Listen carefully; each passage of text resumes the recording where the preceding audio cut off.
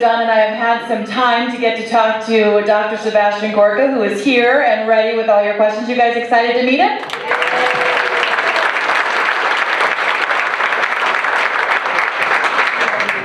How many of you have seen Dr. Sebastian Gorka on Fox? Wow, like everybody. That's because he's taken over the network. He really has. He's everywhere. So Dr. Sebastian Gorka is an internationally recognized authority on issues of national security, irregular warfare. How many of you ever heard of irregular warfare? A couple of you. All right. More about that tonight. And terrorism. He's one of the world's leading experts in asymmetric warfare. We're going to learn more about that tonight. His expertise is most often on display when he's lecturing for the U.S. Special Operations Command, the FBI's Counterterrorism Division, the Green Berets, the CIA, the Defense Intelligence Agency, and the National Intelligence Council. That's quite a resume. Dr. Gorka serves as the Major General Matthew C. Horner Distinguished Chair of Military Theory at Marine Corps University, where he teaches on irregular warfare. He's a Breitbart contributor and a very, very, very regular guest on Fox News, which is why we wanted to make him feel at home by holding this event here at the Fox Theater. See that? Fox News, Fox Theater. We're good like that. All right, so he runs a thriving website called thegorkabriefing.com. It's probably one of the go-to websites that you need to put on your bookmarks to keep up with what he produces. There's a tremendous amount of great information. He's the author of the currently sold out, if you're not getting it tonight, wait until it comes back to Amazon, Defeating Jihad, The Winnable War. So ladies and gentlemen, it's our pleasure to introduce you to Dr. Sebastian Gorka.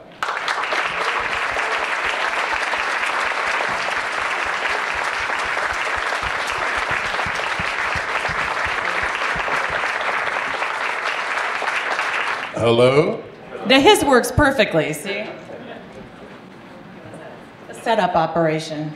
So Dr. Gorka, let's start. And for those of you that haven't had a chance to read this book yet, I was so taken. I told Dr. Gorka in the green room how incredible this story was. It starts the book. It's a story of his father escaping communism. And that was probably, I mean, it sucks you in as soon as you start reading the book. How did his struggle influence your life's work? Thank you. Thank you so much. And it's a real delight to be here with you in person. Before I answer, can I suggest we stand? Absolutely. Love this. Can we have a moment's silence for the 14 dead of San Bernardino and the 49 killed in Orlando, please? Absolutely.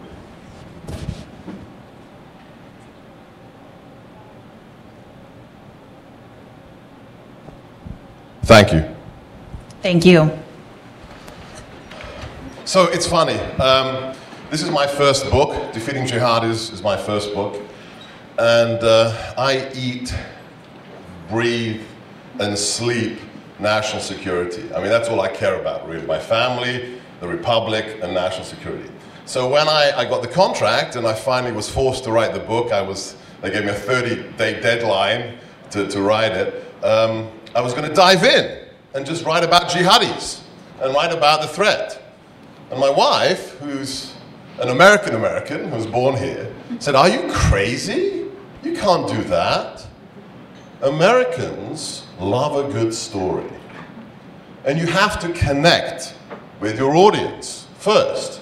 You can give them information, you can explain things, you can help them out, give them a plan to win, but you've got to connect."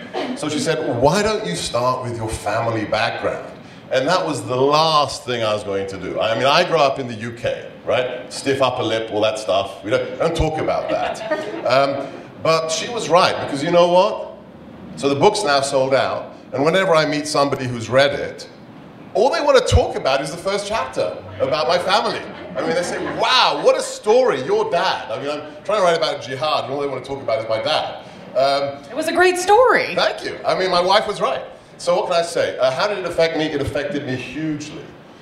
So if you haven't read the book, it is about the threat to America and how to defeat the jihadis. But it starts with how 9/11 affected me. And it affected me, I think, differently from how it affected most Americans who had the blessings of God to actually be born here in America. Because my parents weren't American. My parents were on the wrong side of the Iron Curtain during the Cold War at the beginning. And my father, as a teenager, saw his country being stolen by the communists. He grew up in Hungary. And after World War II, he saw the communist menace just get bigger and bigger and bigger. And finally, he said, this is enough. So as an 18-year-old young man at university, he said, I'm going to do something about this. So he created a secret Christian group of his fellow students who are patriots. And he said, we're going to spy on the communists. We're going to spy on the Soviets that are taking over our country. And we're going to collect information about where they're moving the tanks, how they're taking control of the economy, and we're going to send it out to the West. And maybe the West can help us. And sure enough, they created this little circle of patriotic intelligence gatherers. And eventually they found a way to send that information out to the UK.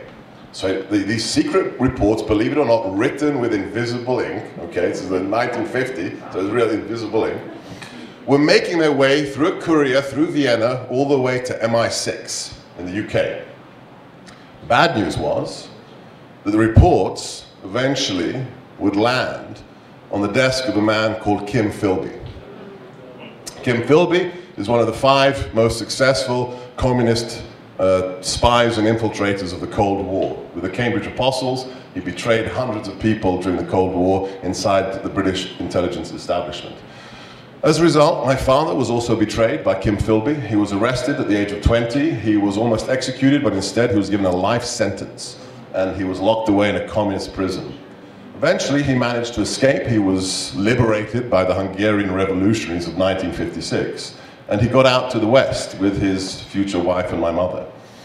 As a result of that background, growing up in England, it was made patently clear to me, as soon as I could understand, that liberty is as fragile as it is precious.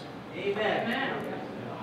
And the sentence from President Reagan is so true and always will be true, that the loss of liberty is always but one generation away. So I understood what totalitarianism means and how there'll always be somebody who wants to take away your freedom and your liberty. So when I watched on that, do you remember how beautiful that Tuesday morning was, 9/11? Not a cloud in the sky, beautiful blue sky in New York and DC. When I watched those 2 planes fly into the World Trade Center, I reacted a little bit differently. Because to me, I recognized that the totalitarians are back.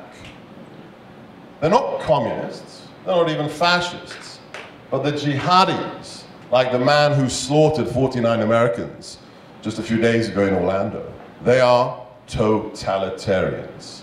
Either you do what they say, either you submit to them and become their slave, or they will kill you.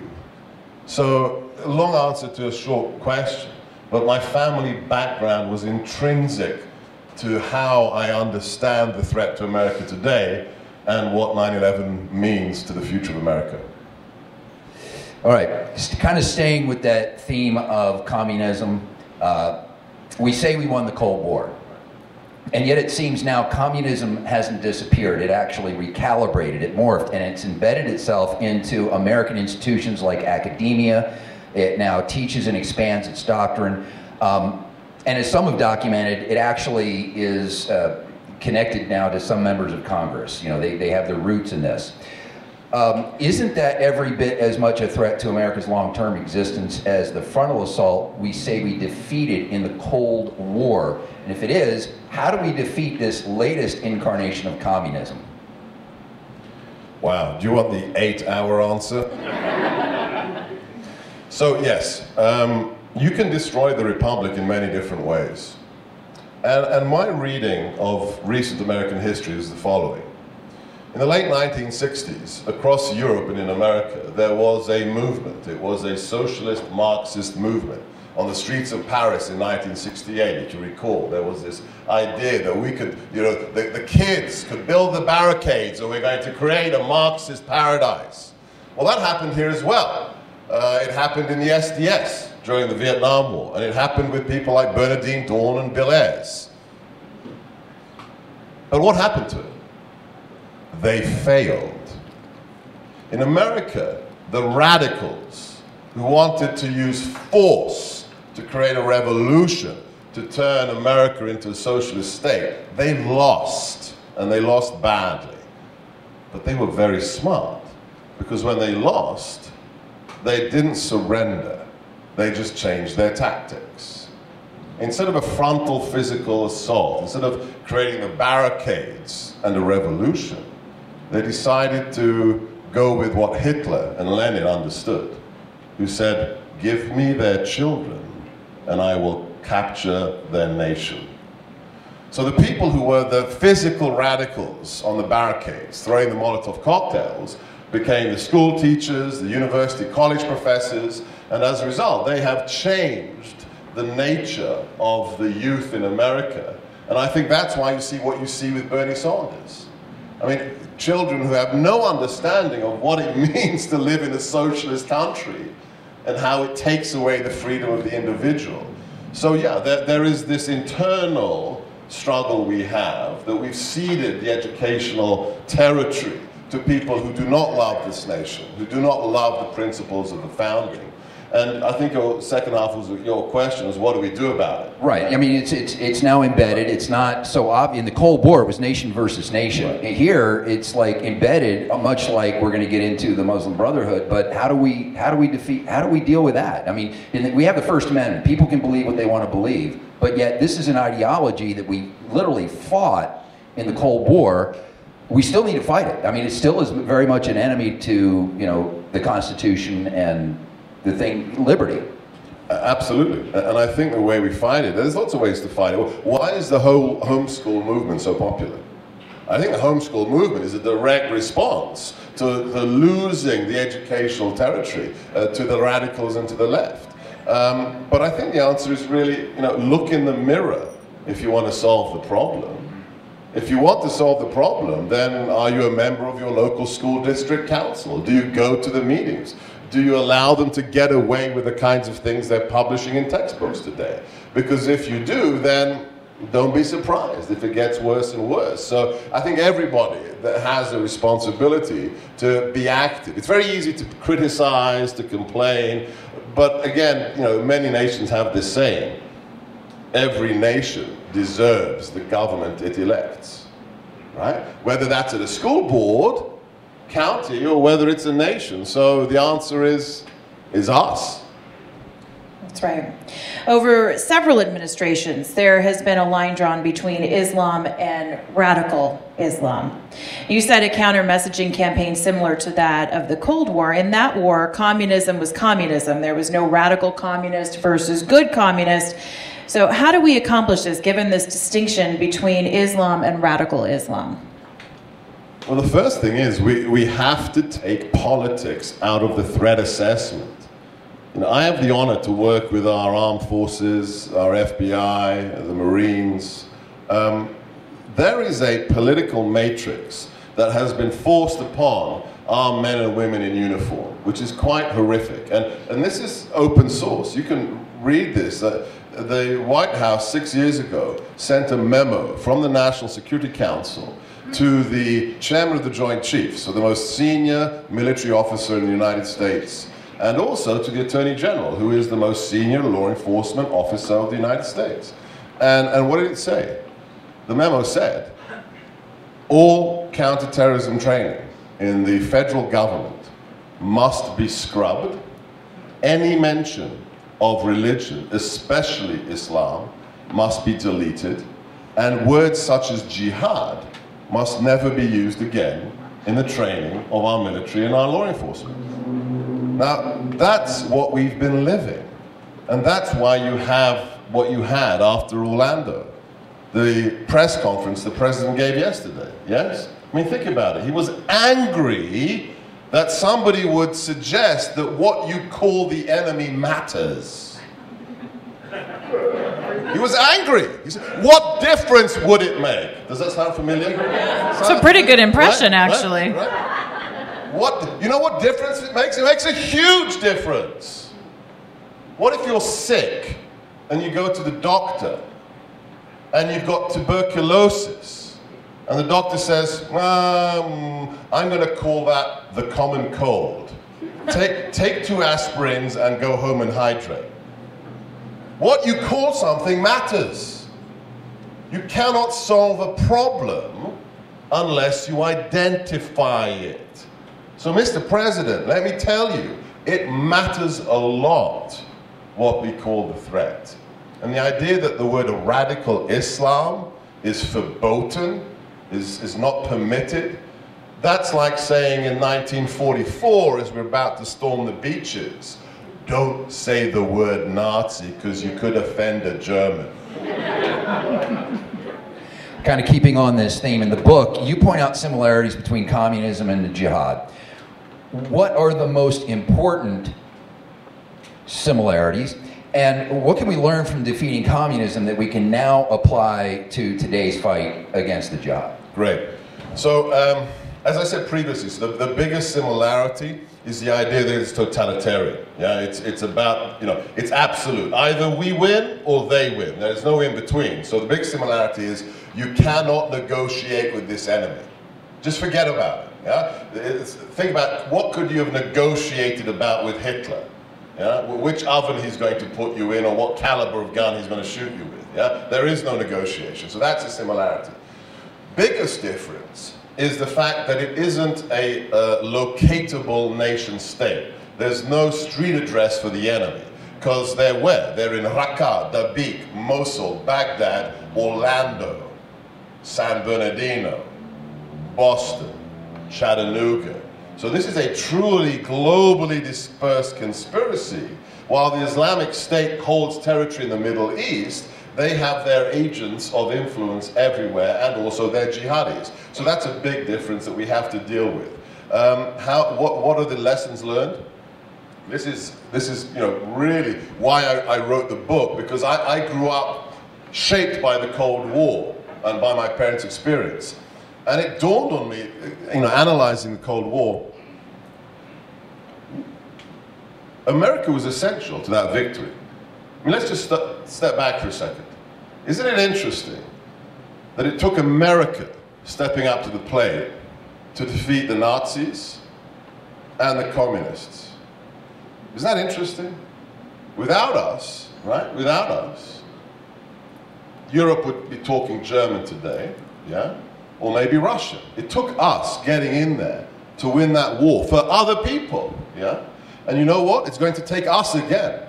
Why? Because the totalitarians are back. So the lesson for me is the following. We won the Cold War on November the 9th, 1989. Do you remember those pictures from Berlin? Yeah? As they started, the people who were captives started to dismember, to take apart the walls that were keeping them in. But can somebody recall, it's not a trick question, okay? November 9th, 1989, Checkpoint Charlie, yeah, Brandenburg Gate. How many shots were fired across that wall on November the 9th? None. Zero. Not one gun was fired. Not an AK-47 by them, not an M16 by us. But we won. So how did we win if we didn't shoot anybody, if we didn't drop any bombs? We won because President Reagan destroyed their ideology. 2 years before the wall fell, he went to the Brandenburg Gate. Do you remember? Yeah. And he stood there in front of the Berlin Wall and he said, Mr. Gorbachev, tear down this wall. A sentence, by the way, just a little sidebar, that the State Department tried to remove from his speech 6 times. They said, this is inflammatory, don't say it. You can see the original copy of the speech, I think, in the Reagan Library. They'd taken it out 6 times, so what was the Gipper forced to do? In the beast, in the limo, to the site, he had to manually write the sentence back into the speech with his pen, right? Isn't that interesting, right? The machine was working against him, right? So, and what did he do with that one sentence? It's genius. He said, tear down this wall. But he wasn't talking about a wall. Yeah, he was saying to everybody who's a captive behind that wall, Do you know why your masters built a wall? It's not to protect you from me, it's to keep you in, to deny you your liberty. That's what we have to understand now. This victory against the jihadists will not be in the final analysis a physical one. It's not going to be measured in tonnage of bombs dropped or body bags. Yes, we tried that during the Vietnam War. Body bags is not a good metric of victory, okay? Don't get me wrong, okay? I served in the CT, a counterterrorism reserve unit in the UK. I am down with killing terrorists. I have no objection to that. But it's not the measure of ultimate victory. Why? Because you can kill one jihadi with a UAV strike. You can send in a special forces team to take out one guy. But what's going to happen if the next day 15 jihadis volunteer to replace him? So it's a vicious, endless circle. So how do we win? We have to delegitimize the message of holy war, of jihad, just like President Reagan, Margaret Thatcher, John Paul II did with communism. That's how we're going to win. I think before we move on, definition time, just for everybody that's kind of, want to clear everything up if we're just kind of getting started in this subject matter. So to fully comprehend, I think, the issues that we have to understand, we need to know the vocabulary. What is jihad? What is Islam? And is it more than just a religion? The simple question. In 30 seconds. Yeah, okay. Go. All right, so jihad. Jihad, what is jihad? Buy the book. No, sorry. Good answer. Jihad, if you read the Quran, is a couple of different things. It can be used as a kind of metaphor for inner striving or struggle to resist temptation. Or it can be used to describe martial war against the infidel. And guess which one is more popular? Okay? You can just count them, read the Quran and count them. I always say to Americans, after 9/11, every American should have a Quran. Why? Because so much rubbish is spun about Islam. So don't take my word for it. Don't take some guy on MSNBC's word for it. Why don't check it out yourself? Go to the primary source and read it. Buy Quran and count how many times the word jihad is used and in which context. And you will see, by factors, it is far more often used to describe war against the kufr, the infidel, in the interests of what? Expanding the Islamic State, building the caliphate, expressing Allah's sovereignty on this earth. So jihad has evolved over the years. Today it has returned to its original usage, or most popular usage, which is to serve God in capturing territory to expand the empire of Islam. Second question? Before you move on, no, you had the second half. The second half was, is Islam. Islam just a religion, or is it something more? But can I get some clarification on that? I saw an ad on the side of a bus in San Francisco that said, my jihad is going to the gym every day so that I can get my body in better shape. So I'm confused. Where did that ad come from? I think that's a leading question. Where did that ad come from? It came from people who want you to not know the truth about the threat to America. It comes from organizations that understand you can win a war without killing the infidel. You can change the way they think. You can subvert. You can undermine the institutions of democracy. So, you know, the granddaddy of all that we're talking about, we can talk about ISIS for the rest of the evening. We can talk about Al-Qaeda and the connections between ISIS and Al-Qaeda. But the granddaddy of them all is the Muslim Brotherhood. I need everybody to please understand this, even if you don't buy the book. The Muslim Brotherhood is not what some people would have you believe, a bunch of frustrated Jeffersonian Democrats, okay? The Muslim Brotherhood was created explicitly 4 years after the empire was dissolved after World War I, with one express mission: to re-establish the empire of Islam for the glory of God. Anybody else tells you any different, they're either an idiot or part of the Brotherhood. Those are your two options, yes? They tell you that they're good guys, they either have no idea what they're talking about, or they're part of the problem. So, who wrote that poster? The people who are part of the problem. So back to this, what is Islam and is it more than a religion? Okay, so what is Islam and is it more than religion?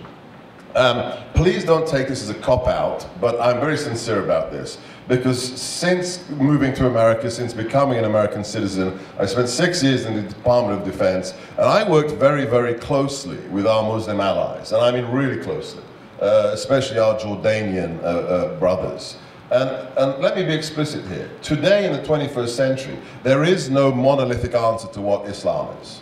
Because you can go, to a disco in Jordan with your girlfriend in a miniskirt, have some beer afterwards, and that's a very different Islam from if you land in Riyadh, okay? So the difference between Saudi Arabia and Jordan, or Indonesia and Pakistan, is monumental. It is enormous, okay? Nevertheless, there is a version of Islam that is today in the ascendancy. And it's the version that is deadly to us and deadly to our Muslim allies. Remember, what was the religion of the fighter pilot in the cage?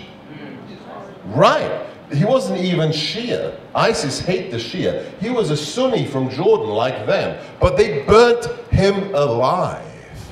So ISIS represents a very atavistic 7th century puritanical version of Islam, which is actually supported by aspects of the Quran. The Quran, if you read it, the second half is very, very violent. It's when Muhammad comes back from Medina and he's a righteous, powerful warrior killing all the infidels in front of him. But not everybody who calls himself a Muslim agrees with that. And we have Muslims in the armed forces. I've trained Muslim FBI agents. So the question is not what is Islam, because you can't answer that question. The question is which version is winning?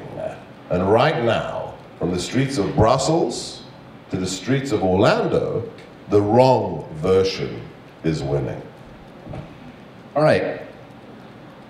Digging deeper into this, is there another terrorist or existential threat to America that compares to jihad that we need to be concerned about, or is this the major concern based on your work? And part B to that is, Jennifer, could you pass me a bottle of water? No. Thank you. Let me answer that in two parts. The first one is a recent experience I had that illustrates how bad things are inside our government. About 2 months ago, I went out out Midwest, to a state that will remain nameless. And I was asked to brief about 300 local law enforcement officers. And I had the pleasure of briefing them for 8 hours, okay? You think we're having fun tonight? I had these guys for 8 hours.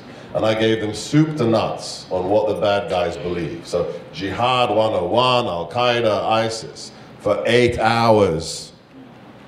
At the end of the day, a very pretty young girl walked up to me and said, Dr. Gorka, that was, impressive, you're clearly very clever, but I have to disagree with, I think, everything you said. Because you need to understand that the major and primary threat to all these law enforcement officers is white supremacist militias. She then gave me her business card, and it was from the Department of Homeland Security. I proceeded to ask the woman, really, that's fascinating. Could you give me an example of a white supremacist terrorist attack on the level of, I don't know, San Bernardino or 9/11? She paused, and then eventually said, Timothy McVeigh. What about one that's less than 21 years ago, right? So to answer your first part of your question, no. The terrorist threat to America is from what I call the global jihadi movement, okay? How does this compare to other threats to America? This is the biggie, okay? I'm sorry, this is the biggie. Russia is a problem, but Vladimir Putin is nothing but a thug. He's a bully, okay? Bullies, if you smack them on the nose hard enough, they behave. What we haven't done is smack him on the nose. He's not an existential threat to America. He's a spoiler. He's a bully and a spoiler. China, likewise. I know the Navy and the Air Force would love to have dogfights with Chinese fighter pilots over the South China Sea. I know that they're excited about going to war with China, but sorry guys, not happening, okay? China has one second-hand diesel-powered aircraft carrier. We have 12 nuclear ones, okay? Not happening. They're stealing our lunch, okay, in the cyber domain, stealing our industrial secrets, but they're not going to go to war with us because we would crush them. What else is there? North Korea. North Korea is an issue, but not an existential one. The primary threat to America is jihad of both varieties. Sunnis, Al-Qaeda and ISIS, and maybe even more dangerous, the Shia version. Why?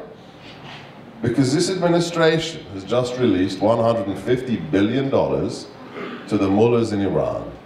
And the mullahs in Iran are likewise not frustrated Jeffersonian Democrats. They believe in theocracy, in the empire of Islam, but their Shia version, right? So right now we have a competition between two versions of the caliphate, and one of them is a threshold nuclear power. We need to let that sink in for a second. A threshold nuclear power, amongst which many of its leaders believe the apocalypse would be a good thing. Not a good combination. Nuclear weapons and belief in Armageddon, bad recipe. All right, I'm going to sneak in a question here just to get a question from the audience. If you guys filled some of these out, we are taking these now. Speaking of the Obama administration and the stellar deal-making, the Obama administration's policies are aiding Islamic Jihad. What is your best assessment as to why this is being done? This is perhaps the question I get the most. Explain to us what happened in the last 7.5 years.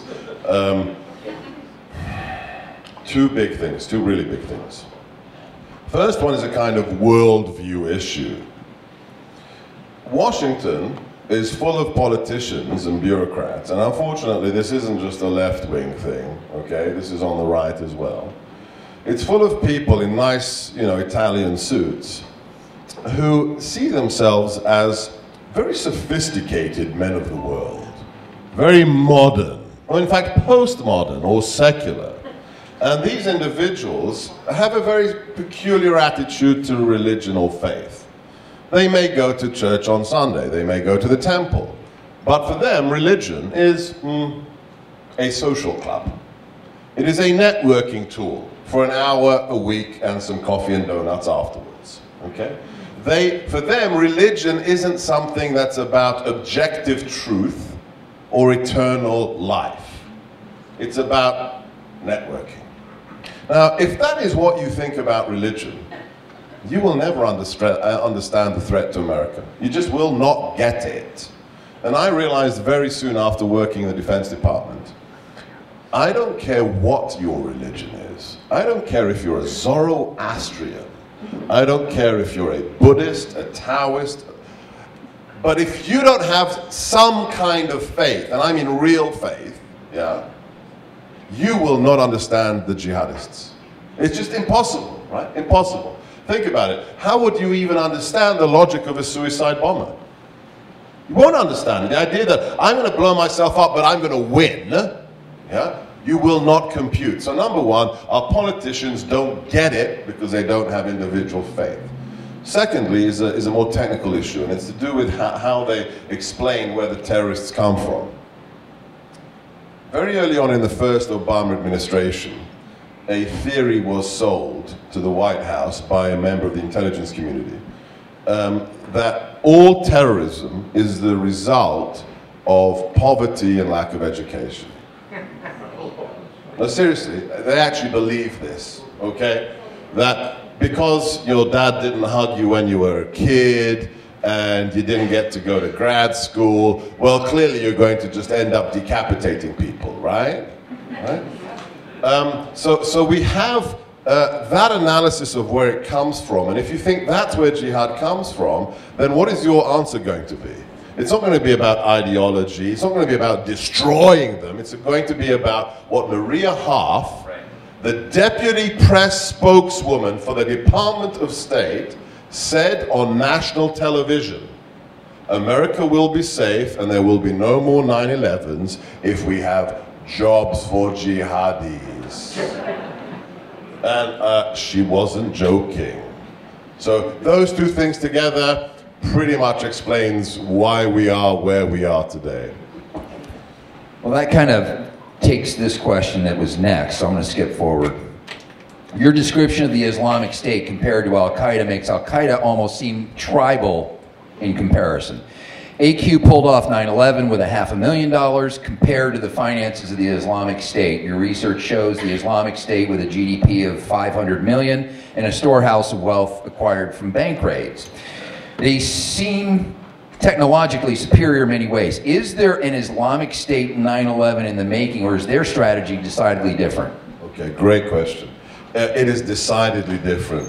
So ISIS has blown Al-Qaeda out of the water in terms of branding. Nobody talks about Al-Qaeda anymore, which is really bad because they're out there, okay? And they're going to have to prove their relevance, yes? So now we have the Pepsi versus Coca-Cola thing going on. Not good, not good, okay? But ISIS is a different strategy, and the different strategy is based on one thing. The real name for ISIS, the real name, okay, it's not what the president calls it or anybody else. It is the Islamic State of Iraq and Al-Sham. Now, Al-Sham is a special word in Arabic that is equivalent, if you think of Christianity, to Megiddo, okay? If you know your eschatology, if you read St. John's book of Revelation, you would know that end times for Christians will happen with tribulation, mighty conflict, the Antichrist, the second coming, but most specifically with a mighty battle on the plains of Megiddo. Yes, this is a town in northern Israel. It's where we get the English word Armageddon. Well, Islam has its own eschatology, its own apocalyptic vision. And guess what Al-Sham is? Al-Sham is the Megiddo for Muslims. Al-Sham is the territory that Muslims are taught is the location of the last jihad, the last one before Judgment Day. What is that territory? Syria and Iraq. And ISIS didn't just call themselves the Islamic State of the apocalyptic territory. What did it do? It captured it. Wow. So every time they tweet out, every time they put something on Facebook, we are the Islamic State of Al-Sham, what does that 17-year-old kid in his mom's basement, or that Pakistani immigrant, or that son of Afghan parents living in Orlando, in Florida, what message do they get? Have you ever thought of becoming a jihadi? Do you want to save your soul and guarantee salvation for you and your loved ones? Well, young man, the clocks are ticking, because look at where we are. We have initiated the last jihad. There will be no more other opportunities for you to save your soul, so come on down. There is no other way to explain 86,000 foreign fighter jihadis recruited by ISIS in less than 4 years. So ISIS is much better at social media and much better at leveraging religion, especially this apocalyptic one, and in ways that Al-Qaeda never even dreamt of. I thought they were the JV team and they were contained. Right. Sorry. Breaking news, right? All right, I'm going back to my wordsmith question for you. The terms self-radicalized and lone wolf are used over and over and over again by the media. What do they mean? And are they true? They are words deliberately designed to make Americans stupid. They are words with a meaning and a purpose to make you, and I borrowed this from a good friend of mine, Tom Jocelyn, they are words designed to make you disconnect the dots. That's the importance of these words. Homegrown, self-radicalized, lone wolf, they are all absolutely fallacious. They're false, they're wrong. The idea that somebody is just a good old boy on Monday and then on Tuesday decides to murder 49 people, yeah, and is disconnected from anything else is crazy. It's absurd. There is a connection between 9/11, Fort Hood, Chattanooga, San Bernardino, Orlando, the Boston bombers. There is a connective tissue. There's nothing lone about it. The connective tissue is the ideology of jihad. All of these individuals consumed jihadi ideology and made a conscious decision to go down the road of holy war. And that's why, if I may, that's why the first speech the president gave after the Orlando massacre was really not only disappointing, it was unconscionable. Because on at least 4 occasions, he tried to make this into a hate crime. He tried to turn this into some one-off crazy guy, which actually diminished the reality of what had occurred. Those people weren't killed because they were homosexuals or friends of homosexuals. They were killed because they're Americans, and because they're infidels, and because the ideology of jihad says they must be killed. So we have a narrative that is being peddled by Washington, but it is not the reality of who the threat is. So we have a question from the audience that kind of dovetails very nicely into that. How do we, they use the word homegrown in this, how do we stop the homegrown ISIS members? We've just dispelled that rumor, but how do we stop them? Two huge things. So it's not really going to be creating more giant metadata NSA storage facilities in the desert of Arizona, okay? The idea that technology will save us, no. This is a very human threat. So 2 things. Number one, the nodes of jihadism are the key ideologues on the internet. Just a few dozen people here and there that are the mouthpiece of jihadi ideology. We have to find them and shut them down. It's not the operational commanders, it's the people that are propagating the propaganda. They are the real center of gravity.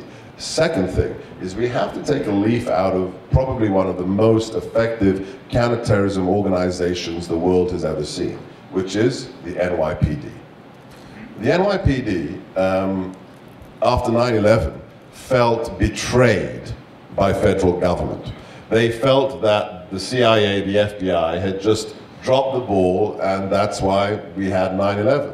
So what did they do? They said, we're not going to trust Uncle Sam anymore. We're not going to wait for Washington to save us. We're going to look after the Big Apple ourselves. So what did they do? On September the 10th, 2001, the NYPD had 2 counterterrorism analysts.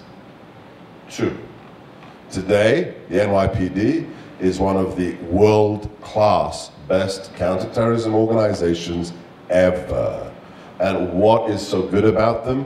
Primarily what we call human intelligence, undercover assets, going into the communities with humans who identify the radical recruiters, the potential jihadis, who surveil the places where they hang out. And I'm sorry, where do radical people hang out? With the radical imams in the radical mosques. If you want to find the members of the Cosa Nostra or the mafia, go to the Italian restaurants. Don't look for them in the Mexican restaurants. It's not a good idea. So yeah, it's, you know, there are ways to do this, and the NYPD has really broken the mold. Since you brought up the NYPD, they had a document, a PDF file, kind of outlining some of their results, and they were under pressure to take it down. They did. And they had to take it down. Now, if anybody wants it, I happen to capture it so we can distribute it. Yeah. So they did take it down. Who pressured them to take it down? The new mayor of New York, Blasio. All right. All right, another question from the audience. Can Islam be reformed to undercut the extremism, violence, or is the evil root so intrinsic to Islam that we must reject the Islamic religion in total? Okay, so going back to the idea that there's no one version of Islam, ask yourself the question, when has a Muslim country functioned in ways that are concordant with our standards and been a good ally to us and function? There are 2 models, ladies and gentlemen, there are 2 models. The first one is the Republic of Turkey, before a person called Erdogan arrived. Yes? So Turkey under Atatürk, the founder of the modern Turkish state. And secondly, one I've mentioned several times before, which is Jordan. I've trained most of the leading officers in Jordan today. I tell you what, I'd stand in a trench with any of them. I would bet my life on any of the Jordanians. They are hard, their special forces are good, and they are on the front line of this war, and they want to crush ISIS. So why Jordan and why Turkey? Two different models. Turkey worked because why? Because when he became president, Atatürk said, you can all be Muslims, that's fine, I don't care, but I'm going to take politics and Islam and I'm going to separate them. Like the founding fathers in America, separation of church and state. He said, you can go to the mosque on Friday, but Islam can have nothing to do with running the country. He forcibly separated religion and politics. Now that legacy has been destroyed by this new kind of Muslim Brotherhood head of state there, but if you can separate politics and religion, you've got a chance. The second one is Jordan. Now Jordan, very interesting. Why? Does anybody know why is Jordan called the Hashemite kingdom? Hashemite refers to the fact that the royal family is descended from the Prophet Muhammad, which gives them a certain cred. When the king says something, you better do it. And on top of that, where does the royal family go to school? Here and England. The king's sister was one of my students. The king went to Sandhurst. So these are people who are eminently familiar with our values, our culture. They've gone to our schools. Not only that, somebody wants to argue with them, they can always pull out the Hashemite card. Now, you can't replicate and cookie cutter the Hashemite thing unless you give the whole Middle East to Jordan. There might be some people who have issues with that. So the Jordan model is very specific and localized. So the only real answer is separation, not of church and state, but separation of mosque and state. That is a model, and that's exactly, and I can tell you because I've met him and I've spoken to him for hours, that's exactly what President Sisi of Egypt is trying to do. He's a very devout Muslim, but he wants to have a country that is allied to us and in which the Muslim Brotherhood isn't stealing that nation from under his own feet. This is a great lead-in to the next question. It seems like Saudi Arabia has been able to largely dodge the jihad. Does this implicate them in the execution of the jihad in any way? Wow. So this is a whole chapter in the book. It's called Annus Mirabilis, Annus Horribilis, 1979. If you want to understand the real threat to America, 1979 is, 1979 is it. Okay? 3 reasons. Number one, the Soviet invasion of Afghanistan. Why is that important? Because that's when they start to recruit jihadis from around the world. They recruit them to fight the Russians in Afghanistan, but later those organizations will morph into what? Al-Qaeda. Al-Qaeda was born during the Afghan war with the Soviets in the 1980s. Second, we have the Iranian Revolution. The Iranian Revolution is crucial because the Persians, the Shiites, proved what? They proved that we can do a theocracy. We can reject the Western model. We don't have to have separation of mosque and state. We're going to reintegrate it. We're going to have theocracy, and the mullahs, the priests, are going to run our nation. Yeah? So the Iranian Revolution is a kind of spur to Sunnis as well to say, look, we can do it. You're a bunch of failures. But the third thing is the most important of all, and it goes to your question, and it's an event that most Americans have no idea actually happened. So whilst the Russians are, getting embroiled in their little Vietnam in Afghanistan, whilst Ben Affleck is rescuing our hostages in Tehran, there's a much more important event. 300 jihadis, armed with automatic weapons, in 1979, captured the holiest building in Islam. They captured the Grand Mosque of Mecca. Now this is like a bunch of, do you remember Waco, Texas? You remember David Koresh? So this is like a crazy guy who says he's a Christian capturing St. Peter's Basilica in Rome. This is a big deal. And these jihadis didn't want to kill us infidels. They wanted to kill other Muslims because they weren't Muslim enough. Right? And for 13 days, they captured the holiest building in Islam. Now, why does this matter? They were all killed, almost all of them. Because that operation had been blessed by some Muslim clerics, holy men, who had said to the jihadis, oh yeah, we've lost our way. Islam is not pure anymore. We need a war to cleanse us. You need to kill all the bad Muslims. Now, the king of Saudi Arabia found this out, and he identified these clerics, and he invited them to the palace for a little chat. Yeah. And he said to them, I know who you are, and I know you blessed this war against me. Let me make you a deal. If you guarantee that my family, the House of Saud, Saudi Arabia, will never ever suffer a jihadi attack again, you, your sons, your grandsons will have jobs for life. You will become the court clerics, the priests to the king. And if you guarantee that there will never be jihad inside Saudi Arabia, I will finance the export of jihadi ideology outside of Saudi Arabia. This is all detailed in a wonderful book by the Wall Street Journal author Trofimov called The Siege of Mecca. So for 20 years, what was the Saudi regime doing? For the price of having peace at home, they were funding the export of jihad across the globe just to make sure everything was okay at home. Now, what happened? The deal didn't last. Why? Because after 9/11, Al-Qaeda got a bit big for their boots. And in 2004 to 2005, they actually sent their agents into Saudi Arabia to start targeting the king, targeting the princes, and killing Saudi security agents. As a result, they broke the deal. So now Saudi Arabia's a little bit, how shall I say it, worried, yeah? Because the people they thought they could trust have now turned on them, and now they have to decide what they're going to do next. So Saudi Arabia has been a little bit half pregnant for the last 30 years. Now they have to decide what they're going to do. Another question. I never knew any of that. That was fascinating. He hasn't read my book.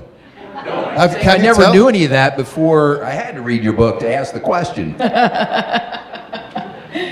Don't protest. All right, here we go. Next question from the audience. The influence of Wahhabism on American mosques and radicalization of young men. The question, or I guess the statement is to discuss that. Okay, so Wahhabism is the kind of Islam that Saudi Arabia follows. So there's a guy called Wahhab and a guy called Saud that founded the modern kingdom of Saudi Arabia.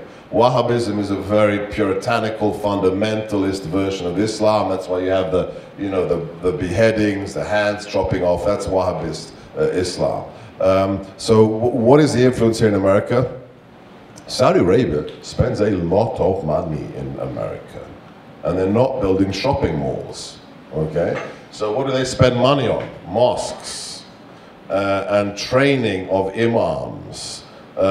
I don't want to dive into any contentious conspiracy theory areas, but there are some very solid estimates that more than 60% of the mosques in America receive funding from the Kingdom of Saudi Arabia. That's very different from getting funding from the Kingdom of Jordan. Very, very different.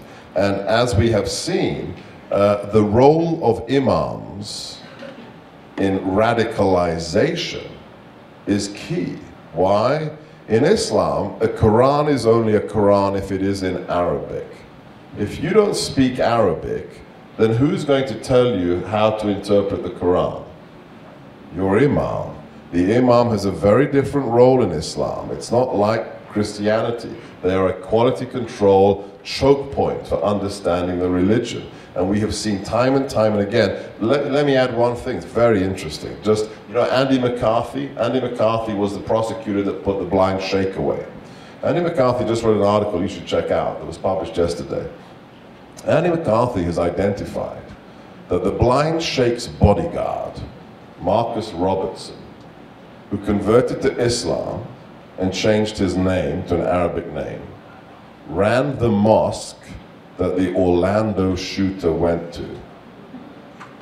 So this guy was already on the FBI. I mean, he was a known person. He'd been in prison for money laundering, to fund jihad. So this guy was known. So the likelihood that there is more to Orlando than a guy who was suppressing his homoerotic fantasies, this could be something much, much deeper if there's a connection to the blind sheikh through the imam who ran the mosque where the killer went to. So, stay tuned, ladies and gentlemen. Stay tuned. All right. Your book deals mostly with violent jihad, but what about the cultural jihad being waged by the Muslim Brotherhood proxies in Western civilization in America that softens us? I tell people we're only 3 city council votes away from mosques broadcasting the call to prayer. Aren't these just different fronts in the same epic war? And then there's a part B. Why did Eric Holder seal the Holy Land evidence? And should the evidence from the Holy Land Foundation trial be opened and, if warranted, used to indict the unindicted co-conspirators? Yes. I think it's 73 boxes. 73 boxes of evidence cannot be accessed by the US taxpayer in America's largest ever threat financing trial. The biggest terrorist financing trial. $12 million raised here in America to go and fund Hamas. But yet the attorneys to do the appeal for the 5 guys that were imprisoned as a result of the trial were able to get in to evaluate it. Right. So then, this Muslim Brotherhood sort of cultural jihad in America, this is just a different front in the same war. How do we deal with that, or did we already cover that earlier? No, it's really hugely important because there's more than one way to destroy a civilization. Yes, you can kill everybody, and that's pretty intensive. You've got to have a lot of soldiers, a lot of weapons. What's the other way? You subvert it. Yeah, you subvert a culture. You destroy it from the inside. I think the phrase from the Holy Land Foundation memorandum, the explanatory memorandum is, you destroy the wretched house of the West with their own hand from the inside. That's smart. I mean, think about it. I mean, why did we do counterintelligence during the Cold War? Because it's one thing to prepare for World War III, the kinetic, the nuclear war. But what if they just put people in the right places to subvert us, to influence our policy, whether it's al-Jihad or whether it's other people? There's more than one way to skin a cat. So yes, the Muslim Brotherhood, the Al-Qaeda, the ISIS of the world are shocking because it's beheading, it's immolation, it's mass murder. But the Muslim Brotherhood is very smart at getting what it wishes to get without killing anybody. Let me give you a couple of examples. There are nations in Europe where, for political reasons, the local governments have decided to provide full state federal benefits to all 4 wives of a Muslim citizen. In all of those nations, polygamy is constitutionally illegal. It is just absolutely unconstitutional. But for reasons of political correctness, making everybody happy, multiculturalism, the decision is taken. You've got 4 wives, you get 4 times as much benefit. Now, what does that do to the constitutional order of that nation?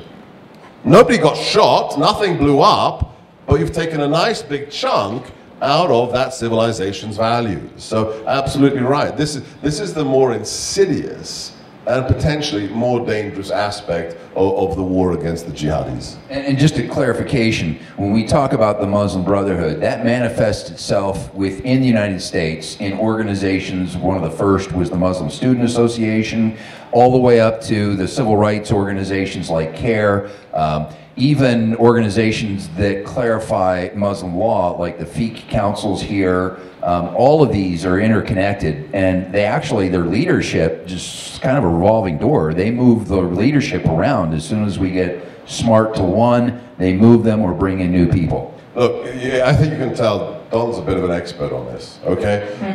But let me just mention one thing. If you're not familiar and you don't follow his work, so the Holy Land Foundation trial is the key to it all. because as a result of that investigation, we found the archives, the secret archives of the Muslim Brotherhood in America, and they were entered into federal court as evidence. This isn't, somebody's blog somewhere. This is federal evidence in a Texas court in the biggest terrorist financing trial in US history. And one of the documents that they submitted was a list of the Muslim Brotherhood's front organizations and allies. That's what it's called. The Muslim Brotherhood says, our organizations and the organizations of our allies. And on that list is the Council of American Islamic Relations, organizations that you've all heard of, organizations that have been giving advice and training to US government after 9/11. But the thing about these organizations is that the federal court decided that they are all unindicted co-conspirators, which means they are accomplices to the Muslim Brotherhood Hamas organization whose leaders were put in prison. Right. All right, we just have a few more minutes here with Dr. Gorka, and so I know we've talked on a few points of what you would do, the plan that you lay out in your book, but go over the top 5 points, things that the country can do now, that the next president should do, and also comment if there is a political candidate that you think could be more equipped than the other to take over in November. All right, so the things that need to be done, I've mentioned 3 of them already. Number 1, politics out of the threat assessment. Talk truthfully about who the enemy is and the fact that they are evil. Second, empower those Muslims who want to defeat ISIS and who now don't trust us because of what this administration has done. So help them be the face of this war. Third, have a gargantuan counter-propaganda campaign against the ideology, just the same way we did with communism. What can you do is what's really interesting. And this is the last appendix of the book, what every American can do. Number 1, you don't have to carry a badge or a gun or wear a uniform to be on the front line of this war. Because let me tell you something, you are on the front line of this war. Everybody in this room is on the front line. Because the people in the Pulse nightclub were on the front line. The people at that council office in San Bernardino were on the front line. It's not things happening 8,000 miles away in desert conditions. It's right here, just a few miles away from this building. So, number 1, educate yourself and everybody around you, whether it's your children or the person standing at the water cooler in the office. You must educate yourselves and your loved ones on the nature of the threat and how it is an existential one and how this nation must take it seriously. Use that education to hold your politicians to task. You do know that one letter to a congressional representative is calculated by their staff as equivalent to 200 phone calls.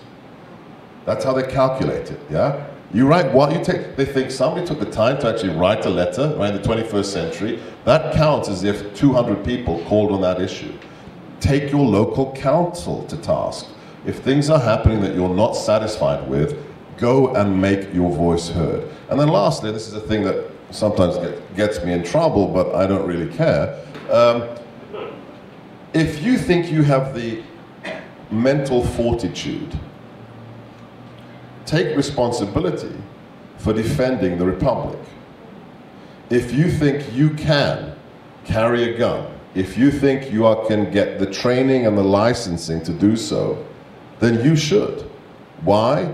Because what would have happened in that club if somebody had... You don't have to kill the jihadi, but you know what? It's hard to execute a mass murder when somebody's shooting at you.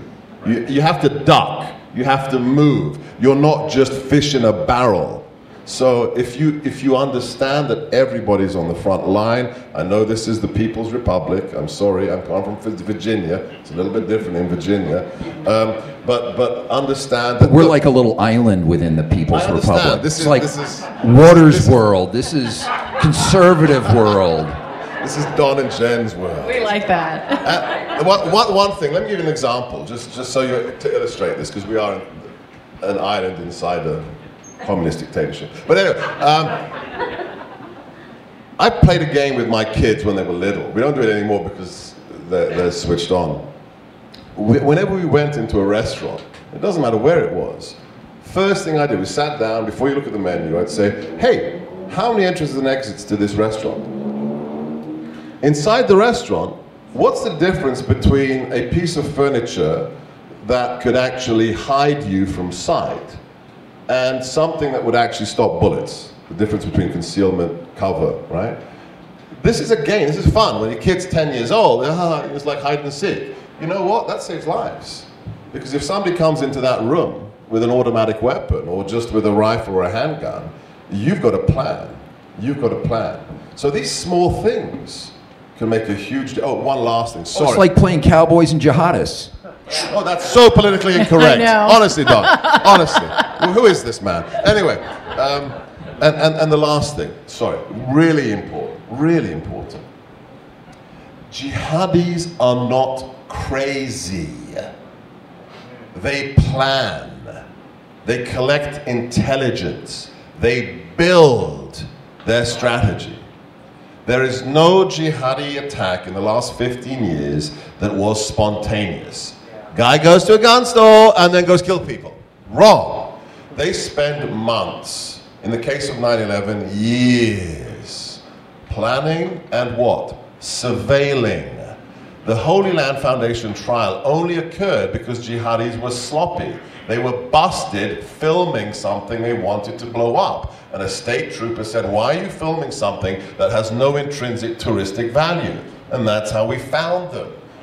You may see the next jihadi surveilling his target. You know what? Tell somebody. Don't be afraid.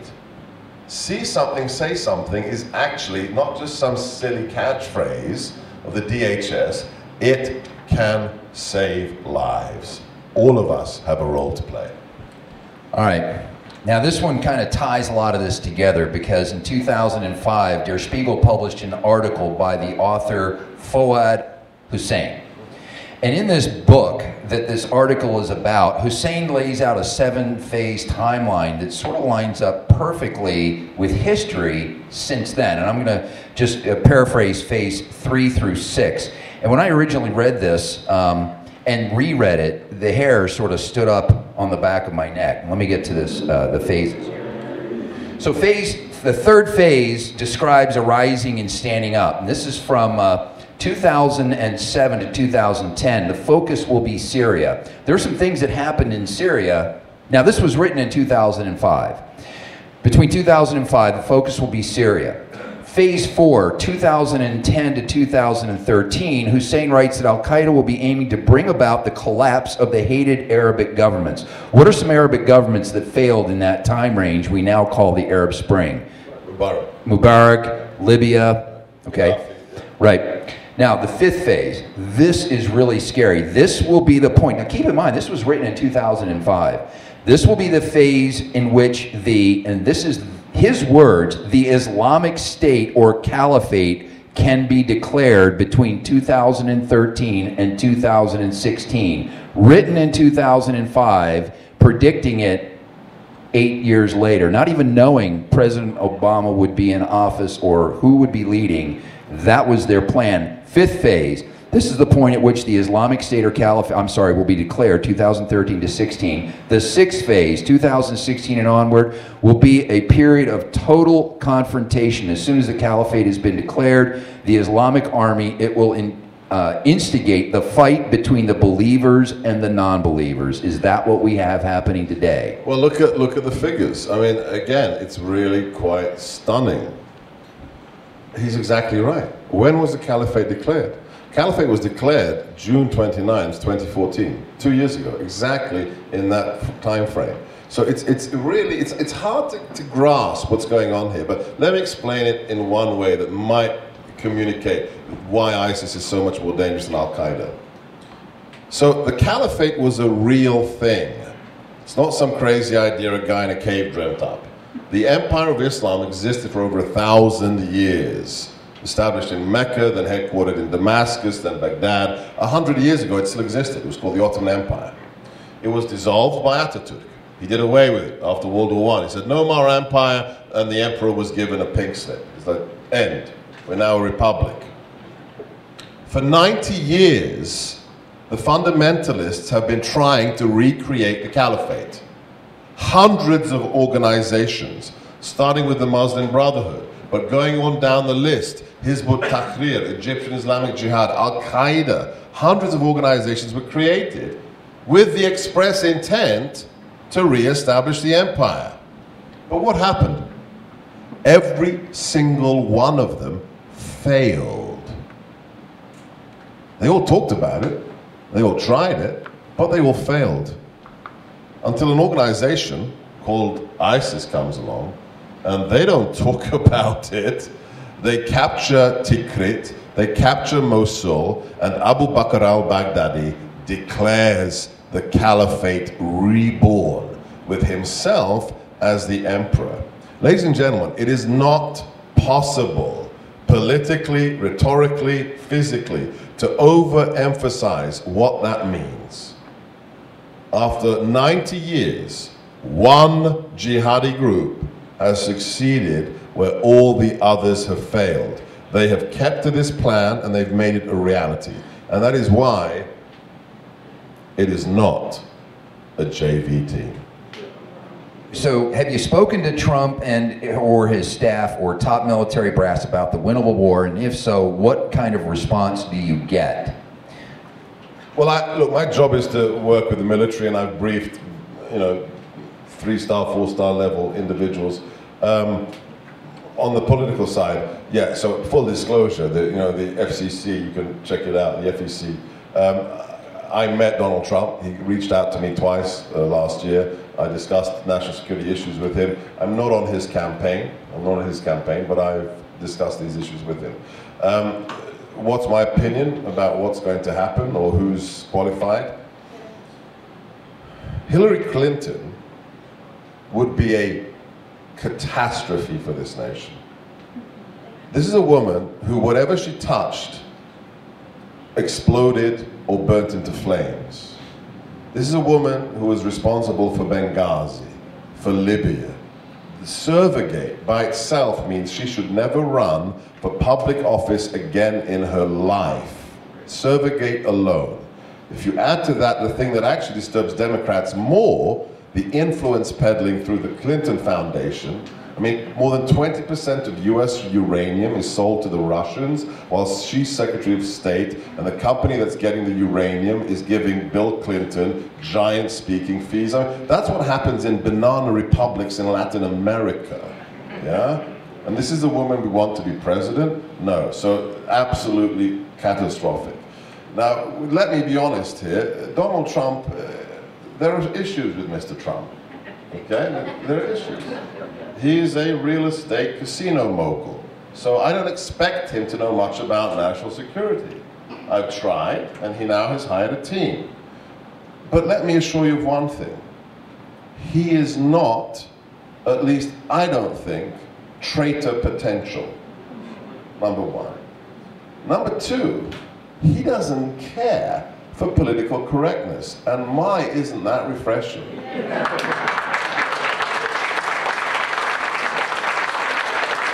And lastly, this is a man who likes to win. And he understands and has been explicit that we are at war. It would be nice to have a commander-in-chief who actually thinks we are at war and would like to win the war. So.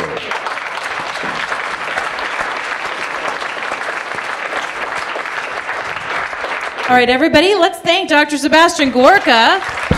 You will love the book.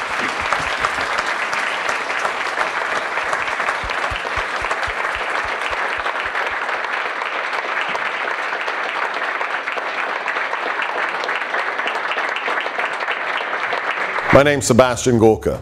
I'm the author of the new book, Defeating Jihad.